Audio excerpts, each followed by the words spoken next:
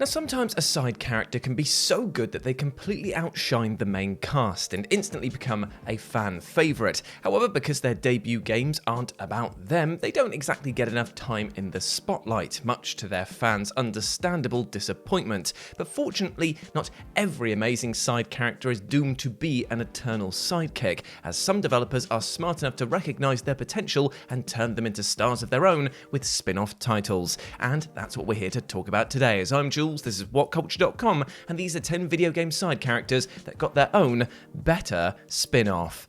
Number 10, DAXTER. DAXTER PSP. Jack and Daxter, much like Ratchet and Clank, are a duo consisting of an intrepid protagonist and a snarky non-humanoid sidekick. But unlike Ratchet and Clank, the two haven't released any new titles in recent years. But on the other hand, they do have one of the best rated platformers on the PSP. Well, to be more precise, Daxter has the best rated platformer. His very own spin-off, which despite not featuring the de facto protagonist of the franchise, took the entire PSP market by storm. Titled Daxter, big points for originality right there, the spin-off takes place between Jack and Daxter 1 and 2 and follows the furry sidekick as he attempts to find his missing friend. Now, the reason why this title became such a huge hit is its brilliant mix of humorous writing and well thought out gameplay. The platforming sections of the game feel challenging yet satisfying, and Daxter is possibly the only cartoony video game mascot that can make pop culture references that can actually be funny. Seriously, the movie-themed dream sequences in Daxter are so much better than whatever Gex can dish out, and they're just a few mini-games that are done as a joke.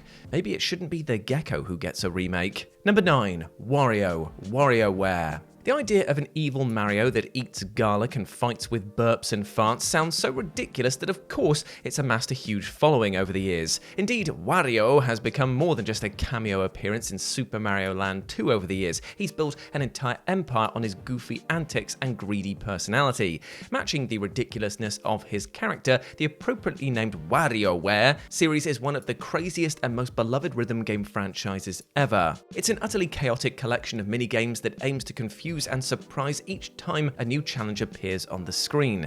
And the games have nothing to do with Mario and his platforming domain, and yet, despite this, Wario and his bizarre ideas have managed to absolutely dominate the market. At this point in time, the Yellow Plumber is probably more famous due to his WarioWare antics than his occasional appearances in proper Mario games. Not to mention, according to the series' storyline, WarioWare is actually a game company founded and owned entirely by Wario himself, making him the only character in video game history to be responsible for his own product. Now that's how you outgrow your competition.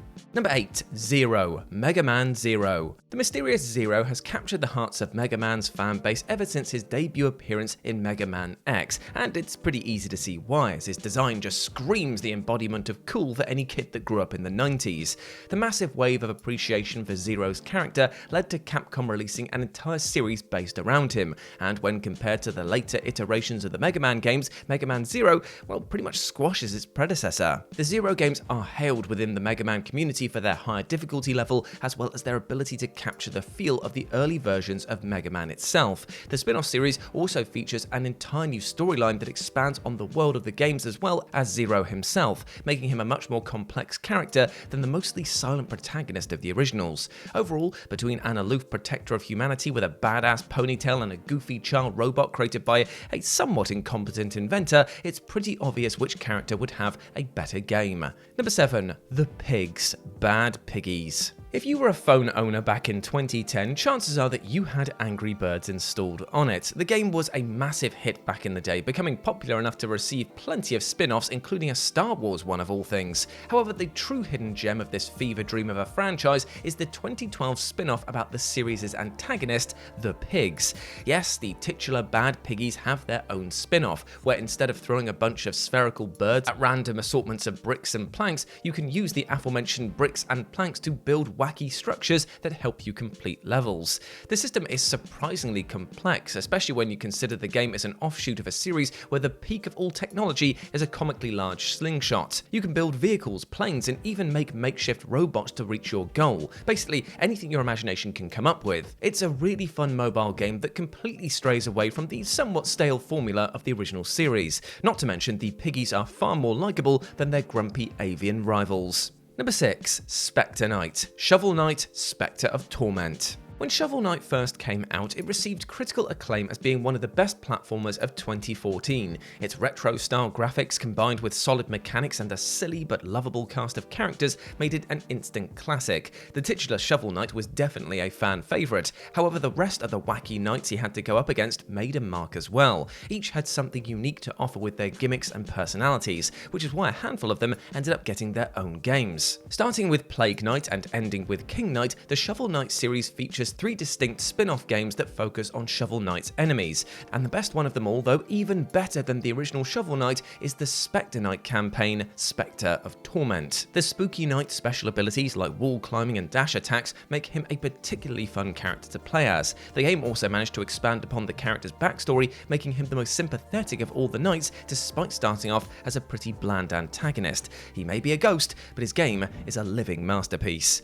Number 5. ZACK Fair, Crisis Core Final Fantasy VII. Now, Final Fantasy VII is obviously a beloved title with plenty of wonderful and memorable characters. No one can deny the fame of Cloud and his posse. However, at the same time, their personal storylines are hardly the best that Final Fantasy VII has to offer, because that title belongs to Cloud's friend and personal hero, ZACK Fair.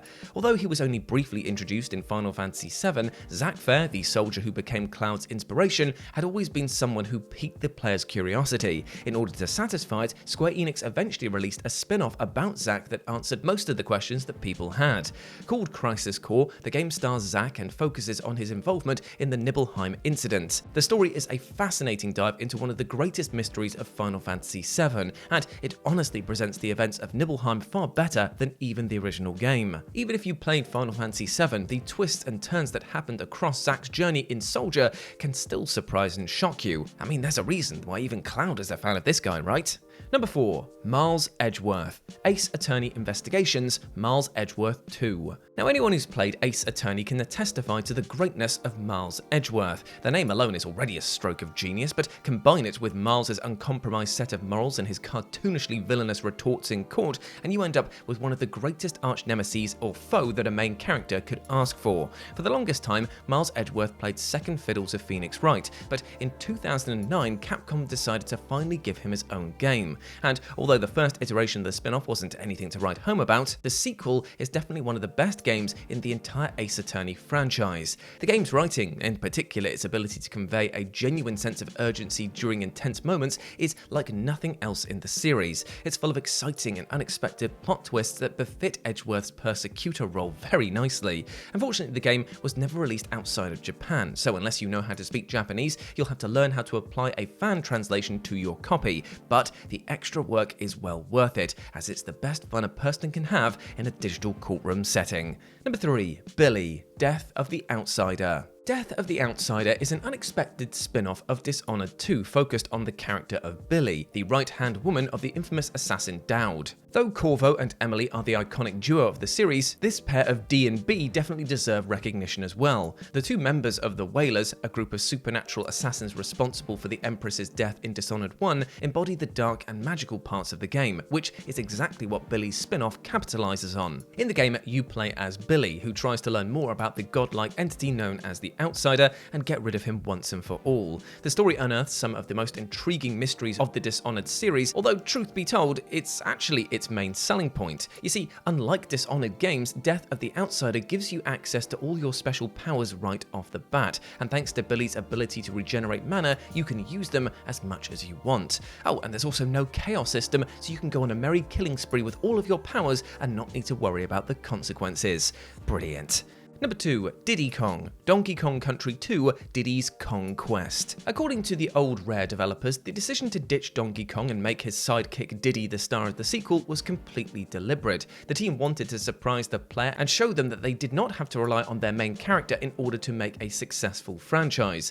That bold direction is why, nowadays, Diddy Kong is one of the most popular characters in the Donkey Kong series. Although the first Donkey Kong Country was a great game, the sequel improved on a lot of things while also adding in in new features and mechanics. It was such an improvement over the original that it almost instantly became a hit and overshadowed the fame of its predecessor. And this also took a toll on Donkey Kong's popularity. The coconut gun-wielding gorilla ironically took second place to his own sidekick and would actually stay in that position for quite a while. Funnily enough, however, it wasn't long before Diddy himself got booted off the protagonist chair as well. When the third game came out, this little monkey lost his main character status to his girlfriend Dixie, and history repeated itself. It seems Rare has an odd love-hate relationship with their primary characters. And number 1, Luigi, Luigi's Mansion. Out of the two Mario brothers, Luigi is definitely the more developed one, personality-wise. While Mario tends to be your typical silent protagonist, Luigi has distinct character traits that make him a lovable and pretty nervous wreck. His cowardly but endearing personality has earned him plenty of fans, possibly more than his big brother,